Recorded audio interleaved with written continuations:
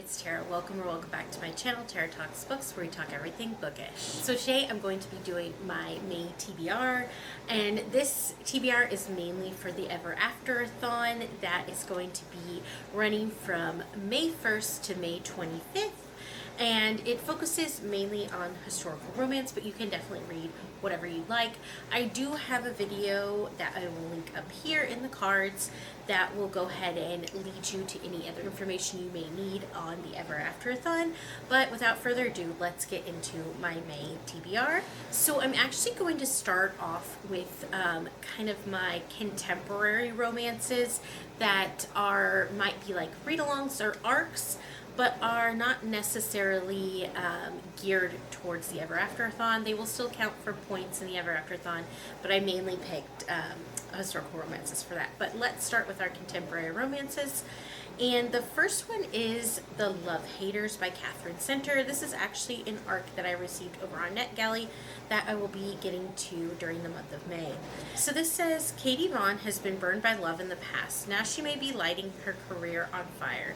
She has two choices: wait to get laid off from her job as a video producer, or at her co-worker Cole's request, take a career-making gig profiling Tom Hutchison, a Coast Guard rescue swimmer in Key West.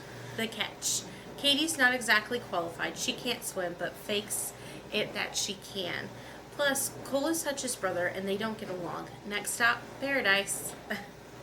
But Paradise is messier than it seems, as Katie gets entangled with Hutch, the most scientifically good-looking man she has ever seen, but also a bit of a love-hater. Along with his colorful Aunt Rue and his rescue Great Dane, she gets trapped in a lie or two. Swim lessons, helicopter flights, conga lines, drinking contests, hurricanes, and stolen kisses ensue, along with chances to tell the truth, to face old fears, and to be truly brave at last. So I definitely enjoy a Catherine Center book, so I want to read this one. The next contemporary romance I have on my list is for the Abby Jimenez read-along. It is our last one in our Abby Jimenez read-along. I am so excited, and I can't wait to discuss with everybody Say You'll Remember Me by Abby Jimenez, which is the last one we will be reading. This is her most recently published book. So this one says, there might be no such thing as a perfect guy, but Xavier Rush comes disastrously close. A gorgeous veterinarian giving Greek god vibes, all while cuddling a tiny kitten. Immediately yes. That is until Xavier opens his mouth and proves that even sculpted gods can say the absolute wrong thing. Of course, there's nothing Samantha loves more than proving a jerk wrong. Unless, of course, he can admit he made a mistake. But after one incredible and seemingly endless date, possibly the best in living history, Samantha is forced to admit the truth, that her family is in crisis and any kind of relationship would be impossible. Samantha begs Xavier to forget her, to remember their night together as a perfect moment, as crushing as that may be. Only no amount of distance or time is nearly enough to forget that something between them. And the only thing better than one single perfect memory is to make a life, and even a love worth remembering. So I can't wait to read this one. Abby Jimenez really just knows how to write a romance with some emotional bits. So I can't wait to get to it. So the live show for this one is actually on my channel, and it is May 4th at 4 p.m. EST, just so you guys know. So now we're going to get into the historical romances that I picked for the Ever Afterathon. The first one is mainly because it kind of coincides with my team, which my team is time travel. And this one is a time travel historical romance. And that one is Until Forever by Joanna Lindsey. Also, this one has a step back, so I will always show a step back. Very nice. But this one, it says, prim and beautiful Professor Rosalind White clutches her new prized possession, a 1,000-year-old Scandinavian sword, and suddenly a dream stands before her, a magnificent Viking warrior, sworn to satisfy Rosalind's every desire. Accursed for untold centuries, mighty Thorn is now enslaved to a woman. Yet it is Rosalind who is the true prisoner, held willing captive by a handsome barbarian who sweeps her back to the ancient past on a journey of sensual discovery. But only by banishing him from her life forever can Rosalind free Thorn from immortality's chains, forcing her to make a devastating choice that will either imperil the future or preserve a love more powerful than time. So this one sounds good. This is obviously by Joanna Lindsay, and I haven't read any from her, so I'm excited to get to this one this month. The next one I picked is First Comes Scandal by Julia Quinn, and this is a Bridgerton prequel, it says. So this also is supposed to be like friends to lovers, which is gives us extra points because that is one of our team tropes. We have soulmates and friends to lovers, so I chose this one for that reason. This one says she was given two choices. Georgiana Bridgerton isn't against the idea of marriage. She just thought she'd have some say in the matter. But with her reputation hanging by a thread, after she's abducted for her dowry, Georgie is given two options. Live out her days as a spinster or marry the rogue who has ruined her life. Enter option number 3. As the fourth son of an earl, Nicholas Rokesby is prepared to chart his own course. He has established himself in Edinburgh, where he's close to completing his medical studies, and he has no time or interest to find a wife. But when he discovers that Georgie Bridgerton, his literal girl next door, is facing ruin, he knows what he must do. A marriage of convenience. It might not have been the most romantic of proposals, but Nicholas never thought she'd say no. Georgie doesn't want to be anyone's sacrifice, and besides, they could never think of each other as anything more than childhood friends. Or could they? But as they embark upon their unorthodox courtship, they discover a new twist to the age-old rhyme. First comes scandal, then comes marriage, but after that comes love. So this one sounds so good. I have read 3 of the Bridgertons, so I definitely want to read this prequel. The next one I have is Love in the Afternoon by Lisa Kleypas, and this one also has a lovely step back. And so this one is number 5 in the Hathaway series and the last one. There is a Hathaway read-along that Bea has put together with some other lovely booktubers over on her channel. And I wanted to keep along and read the whole series because I haven't read it yet. So this is one I picked out to read for a historical romance because you get extra points for historical romance during the Ever Afterathon. As a lover of animals and nature, Beatrix Hathaway has always been more comfortable outdoors than in the ballroom.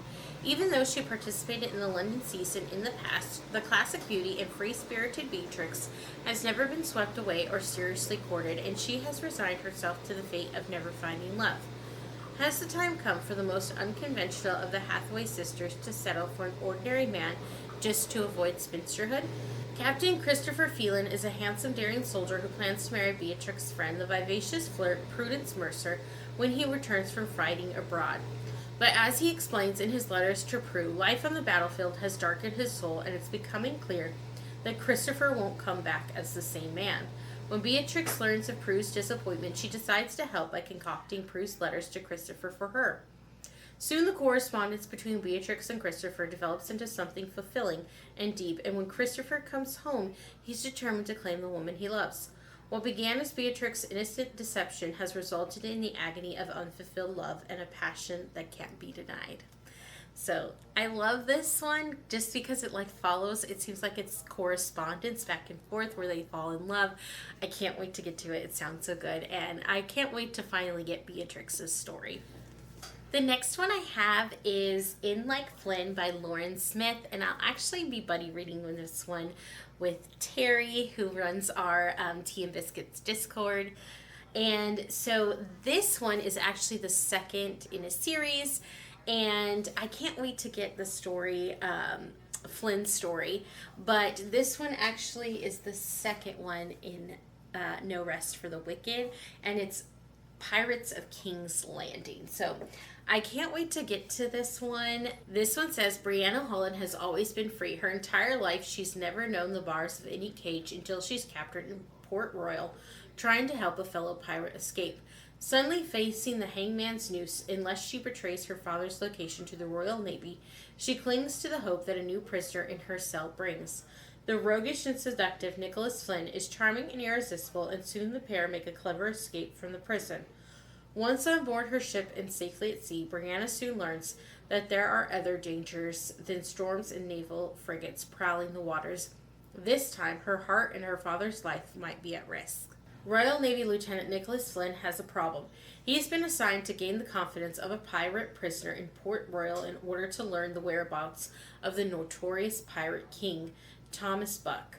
But when he meets the man he's supposed to win the trust of and eventually betray, he is stunned to discover it's no man, but a woman named Brianna, who he is to befriend and betray. Not only that, but he learns that she is Thomas Buck's daughter. Knowing Brianna will face torture at the hands of a cruel military captain if she doesn't talk, Flynn helps her escape.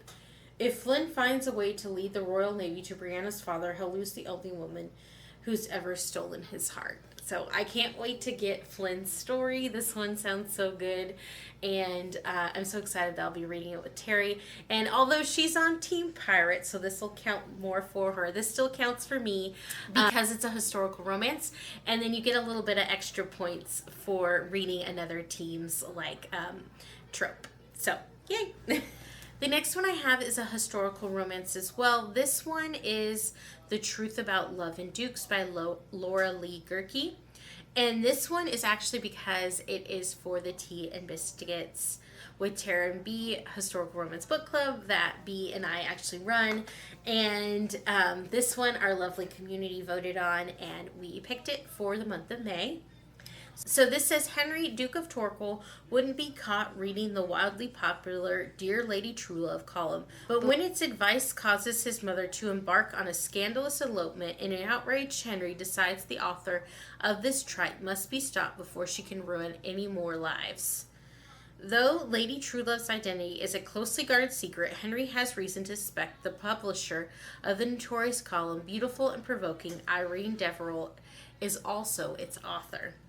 For Irene, it's easy to advise others to surrender to passion, but when she meets the Duke of Torquil, she soon learns that passion comes at a price. When one impulsive, spur-of-the-moment kiss pulls her into a scorching affair with Henry, it could destroy her beloved newspaper, her career, and her independence. But in the Duke's arms, surrender is so, so sweet. So I can't wait to read that one. This will be my first Laura Lee Gerke, so I'm excited about that. And last but certainly not least is The Duke's Dream by Giovanna Siniscalchi. And this one is actually an ARC that I received from her, and I'm so excited to read it. It is a historical romance, and it just sounds so lovely. I did read a novella from her during Christmas called 3 Days to be Ruined, and I really enjoyed it, so I can't wait to give this one a go as well. So this one says, Helene de Beaumont, a French emigre in Regency London, is poised to become the star of Sir Walter Scott's new ballet, La Sylphide. With flawless technique and a self-taught mastery of dancing on point, her dreams of ballet glory are finally within reach. But when she captures the attention of William Harcourt, the powerful and enigmatic Duke of Albemarle, known in political circles as the Silent Sovereign, everything changes.